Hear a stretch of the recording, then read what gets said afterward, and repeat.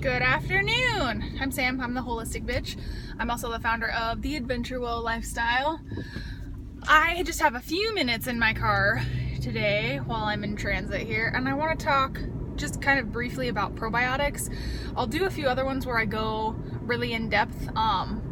Recently Garden of Life was purchased, or at least their umbrella company Atrium was purchased by Nestle, and so I'm kind of waiting to see what happens with them. Previously their probiotics were my favorite, so I need to see if those are the ones I still want to recommend. But just kind of basics with probiotics: you have roughly 500 different species of bacteria that live just in your digestive tract alone. There are more cells in your body that are bacterial cells than cells that are human cells. So it's super important that we have the ratio of good bacteria to bad bacteria correctly, because those guys are your first line of defense. They are your immune system. They regulate hormones. They help with your mood. They affect your ability to absorb nutrients. So they're super important. They're like one of the most important things, in my opinion, to take care of in your body. You need to have a good bacterial profile going on. Big importance with supplementation. So acidophilus is one species of probiotic that people are very familiar with. A lot of people are like, oh yeah, I take a probiotic, I take an acidophilus. In my opinion, taking just an acidophilus is better than taking nothing, but it's not sufficient, because one species can inoculate a few other species. Obviously they will create some, but one species, just acidophilus, does not have the capacity to create 499 other species. It's not a thing. So getting some diversity is important. Obviously you're not just going to take a probiotic. You're going to get some bacteria from the vegetables that you eat are going to have latent bacteria on them. If you eat fermented foods, they're going to have different species. And there's certain, like plantarum is a species that's native to cabbage and a few other things. If you are going to choose a blend that has just a few in there, you can look up certain species. We don't know a ton. It's kind of like the bottom of the ocean. We're still trying to figure out a lot about where they live and what they do and what they morph into and what other species they create. Lactobacillus Gigi, or Lactobacillus rhamnus, is a species that has been researched quite a bit, has frequently been researched in the past. So that one's cool because it lives in multiple places, which most of them do, but you find it a lot in the urinogenital tract, you find it a lot in the colon, and a lot in the sinuses. And that's a really diverse one. So if you're gonna pick one that has one, there is a company that I cannot think of the name of. I'll figure it out and I'll link it in the bottom. But they make one that's just Lactobacillus Gigi. So that one's okay. But in my opinion, you should do 3, 4, 5, 6, 7. If you can get Garden of Life, the ones that I previously recommended, they make one that has 16 different species. And in my opinion, I think that's a better way to go, because you don't know what your body's going to utilize. You don't know what your body is deficient in. You're really kind of shooting in the dark. So, I mean, as they say, if you throw enough shit at the wall. So if you throw enough shit at the wall, it's going to stick. Also the CFU, so that's the amount of viable cells that are in there. So you can get a 1 billion, or you can get all the way up to maybe 100 billion. There are a few like pharmaceutical grade ones that have a 400 billion CFU in there. In my opinion, the more the merrier. However, if you have never taken a very high CFU, high potency probiotic, in the beginning you can get some adverse side effects. So you can have, for some people, this is just for some people, you can have bloating, diarrhea, gas, things like that. But it's a good sign. It means that there's a war being waged. And if you wave your little white flag and you stop taking it, you can't fucking win the war if you don't fight the war. So in my opinion, it's better to just kind of bulldoze through those symptoms, or skip down to every other day, or get one that has a lower CFU. But it's good to continue to do it, because at some point you're gonna find that equilibrium where the good bacteria have reached a population where they're comfortable and they don't need to fight the bad bacteria so much. So keep taking it. It's very important. There's a little bit of people say different things about shelf-stable probiotics versus ones that are in the refrigerator. Typically, if they're shelf-stable, they have something called an enteric coat on them, which means they have a plastic coating on them.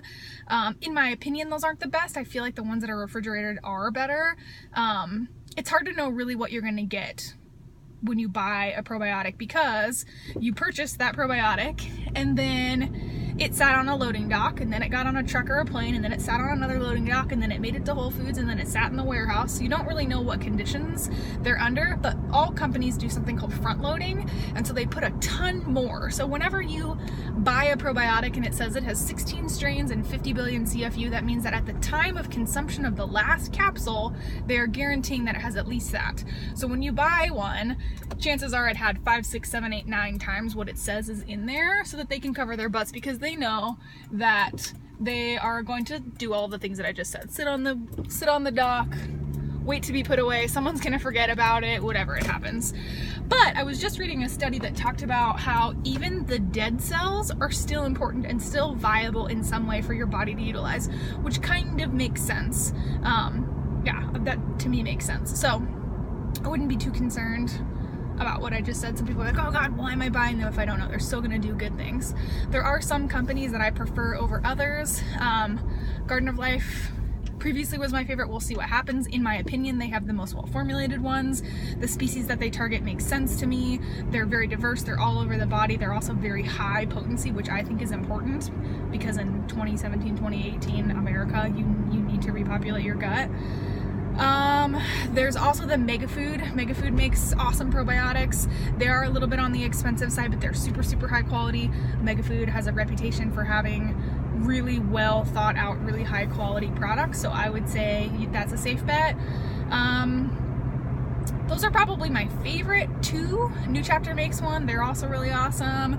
If you want to go really simple, there's a company, I can't remember what the company is called. It might be Nutrition Now, but it's called PB8, and it's basically like an 8 strain, 8 billion, so kind of like lower one of the mill. Natural Factors also makes one that's like a 12-12, so it's 12 strain, 12 billion. That's a good place to start out because it does have a good diversity and it has a moderate CFU load to it. So I would say that is a good one.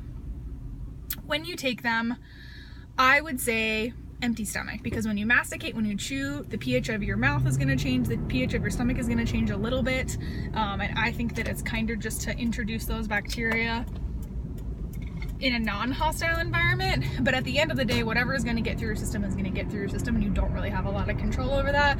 So if you're only going to remember to take a probiotic after you eat, fine. It's better than you not taking it at all. I take mine on an empty stomach, and I think that it works the best, but it could just be in my head, and that's fine too. So those are kind of the things I have to say about probiotics at this moment in time. There'll be a lot more videos on this. Probiotics, gut health, bacterial profiles is, in my opinion, one of the most important things for health. Like, my background is herbs and nutrition, but like bacteria is my passion. That is the most important thing. So that's all I have to say for now. I'll do a little research, and we'll just have to see over the next few months what happens to the Garden of Life probiotics, if they retain their potency and their awesomeness, or if they go downhill. We'll just kind of take it as it goes. One other thing I do like to mention, if you were to have a stool sample today, so you haven't taken any probiotics, you had a stool sample, they go through, they analyze it, they say these are the bacteria that are present. You pick a really hardy probiotic, you take it for a month, awesome. You do a stool sample, there's going to be all of these different species that are in there. However, if you stop taking that probiotic and then go another month without taking it and then do another stool sample, those bacteria aren't going to be present. So it's not like, oh, I took it for 30 days, I've reinoculated myself and now it's perfect. It doesn't work that way. It takes maintenance. It takes a long time to actually rehabilitate species that are gone. It's like if all of the giraffes were gone, it would take a long time to repopulate all of the giraffes. It wouldn't be 1 month of trying to breed giraffes. It'd take a lot longer. So give the giraffes a chance. I don't know why giraffes. That being said, I would say people should take a probiotic every day or every other day for always, but obviously for some people that's not cost effective. So at that point, learning how to really put an emphasis on fermented foods and getting probiotics from them is cheap. I can make a half a gallon of a super potent sauerkraut that cost me like $3. I don't know how many servings that is, a quarter cup into half a gallon, whatever. It's cheap, you can do it, it's important. But bottom line, taking it for just 30 days is not sufficient. So you have to continue to do it Yeah, in the next one I'll talk about some liquid probiotics and some other, but I think that was 10 minutes worth of information. It was a lot, so we'll stop there. But if you guys have any questions, feel free to send direct messages, leave comments underneath, whatever. And then on the Patreon there'll be a couple videos that only the patrons can see, but it'll have an even more in-depth with some species specific things. So yeah, enjoy the rest of your day.